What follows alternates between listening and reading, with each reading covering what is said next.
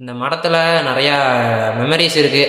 வணக்கம் மக்களே, இது உங்க டிகே விளாக்ஸ். இன்னைக்கு சரியான போரு. கரண்ட் வேற கட் ஆயிடுச்சு. நானும் எந்திரிச்சு அதான் திங்கறதுக்குதான் போய் செக் பண்ணி பார்த்தா ஒரே ஒரு பழம் தான் இருந்துச்சு.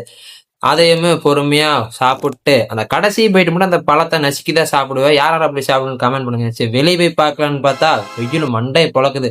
சரி இப்படி வராதுன்னு மூஞ்சி ஒரு கழுவிட்டு சரி எங்கேயாச்சும் போலாமேன்ட்டு யோசிச்சுட்டே இருந்தேன். சரி அப்படின்ட்டு ஒரு கொய்யா பழத்தை எடுத்துட்டு வீட்டை விட்டு கிளம்பி போனேன்.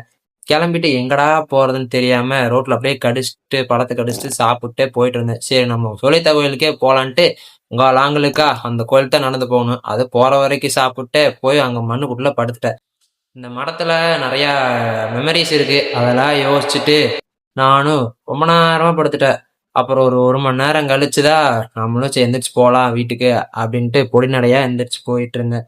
சரி கரண்ட் வந்திருக்குமாங்கிற ஒரு நினப்பிலே போனேன். போய் பார்த்தா எங்க அக்கா டிவி பார்த்துட்டு உட்காந்துருந்தா. சரின்ட்டு நானும் டிவி பார்த்தபடியே இந்த விலாகம் முடிக்கிறேன்.